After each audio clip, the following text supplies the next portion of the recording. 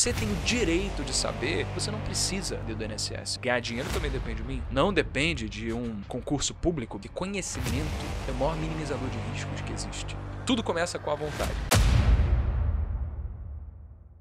A gente na escola é ensinado a seguir um caminho padrão. Você deve estar muito bem familiarizado. Qual é? Vai pra escola, você tira boas notas. Você sobe pro próximo ano, tira boas notas, e assim você continua até você se formar, fazer o Enem e entrar pra faculdade. Só que você pode, nesse Enem, voltar, porque você não conseguiu passar pra faculdade, aquela única profissão que você foi incentivado a escolher pros próximos 45 anos da sua vida, a exclusão de todo o resto. Como se tivesse só uma única coisa que você tivesse perseguir alcançar a exclusão de tudo que existe. Isso é o modelo tradicional que hoje a sociedade vê como um modelo certo. É aquele que se você cumprir, você tá bem. Se você não cumprir, você tá errado. Só que a sociedade não prepara a gente a esperar a consequência da gente ter incongruência nas nossas decisões. Incongruência no quê? Incongruência de você seguir um caminho que é completamente diferente daquilo que você foi ensinado a seguir. A gente muda, a gente é volúvel, a gente precisa estar constantemente sendo incentivado a novos inputs para não cair na mesmice, porque a mesmice faz com que a gente fique na mesma. Todo mundo lida com dinheiro. Independentemente de quem você seja. Pode ser um advogado, engenheiro, você pode ser gari, você pode ser astronauta, você pode ser bibliotecário, você escolhe, cara. Você vai precisar saber como investir o dinheiro que você recebe no mês, você vai saber como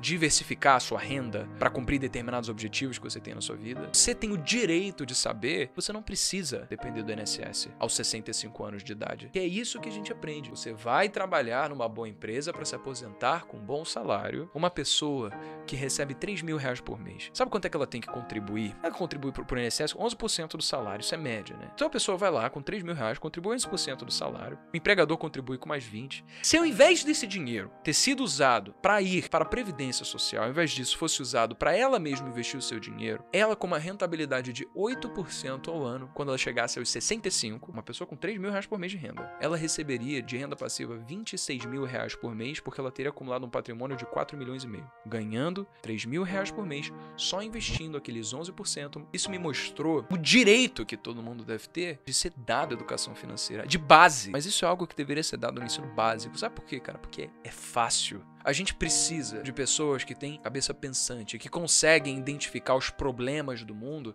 e tirar conclusões sobre o que fazer para resolver esses problemas. Irmão, empreender é qualquer um. E empreender não é simplesmente você abrir um CNPJ, cara. Empreender é uma filosofia de vida. É você tapar do que tá acontecendo no mundo. É você ser cético para entender a causa do que aquilo que você viu ali gerou.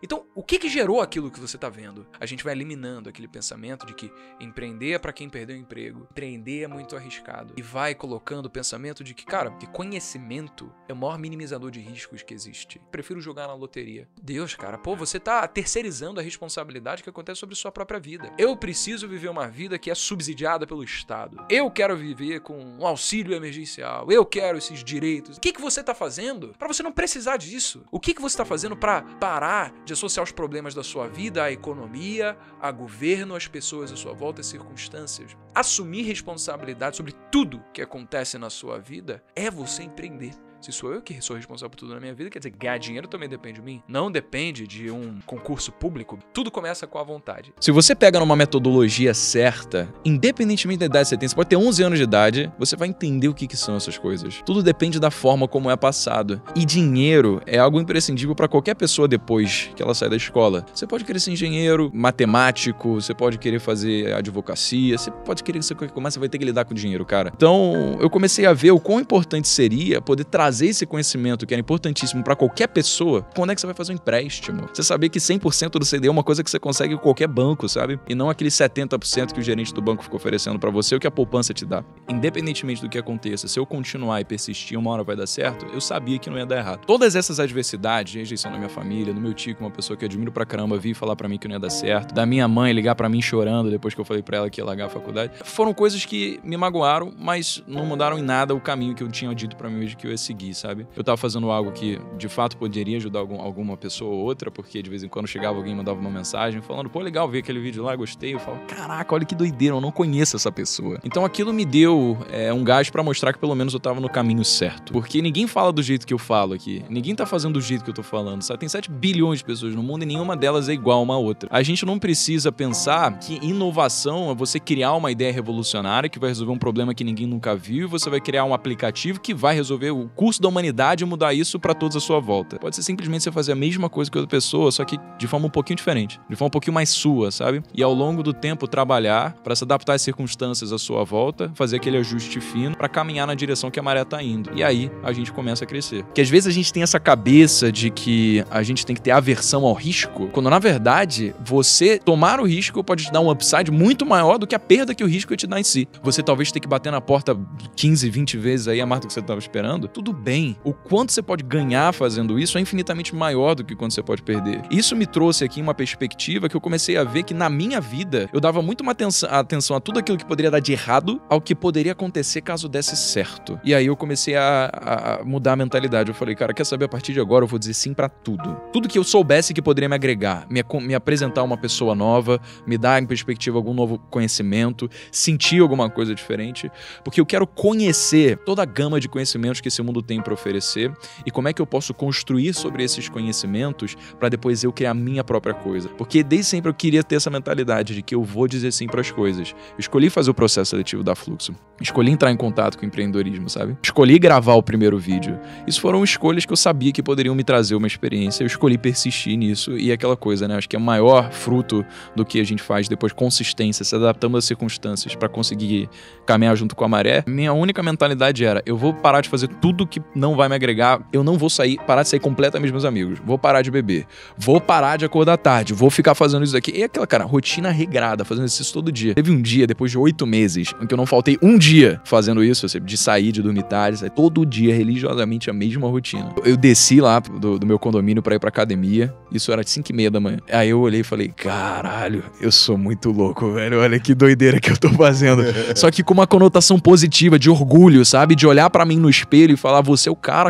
E olha que bacana isso, né? Você poder mudar a imagem que você tem de si mesmo. Porque até então eu era adolescente remelento que nunca tinha feito nada, achava que tinha feito tava fazendo 20 anos na vida e não tinha construído porra nenhuma. E muita gente tem esse sentimento. Depois que eu consegui ver que eu tava fazendo aquilo que os gigantes que eu acompanhava na internet, nos livros, falaram que era necessário, eu sabia que eu tava no caminho certo. E eu comecei a mudar a forma como eu via a mim mesmo. Eu falei, cara, se eu consigo fazer essa putaria que eu tô por 8 meses, o que mais que eu posso alcançar? Eu não sabia muito pouco, sabe? De educação financeira, de empreendedorismo. Eu tinha aquela pequena experiência que eu tinha vivido ali com os vídeos do YouTube, que eu tinha vivido na prática. Porra, eu não tinha aberto negócio ainda. Agora eu tô com 3 empresas. Eu não tinha tido o patrimônio que eu tenho pra saber de fato como é que, porra, eu vou diversificar essa carteira, fazer essa estratégia aqui. Então essa era a rotina que eu formei durante esse tempo todo. Então 2019 foi basicamente uma quarentena autoimposta. Foi basicamente um ano onde eu conheci muita gente, comecei a ganhar muito dinheiro, comecei a ver que a importância de você ter bons relacionamentos com as pessoas. Você não sabe quando os conhecimentos que você adquire no futuro vão poder convergir para você criar alguma coisa nova. Por isso a mentalidade deve ser, eu vou começar a absorver a maior quantidade de conteúdo, experiências e conhecimento que eu conseguir,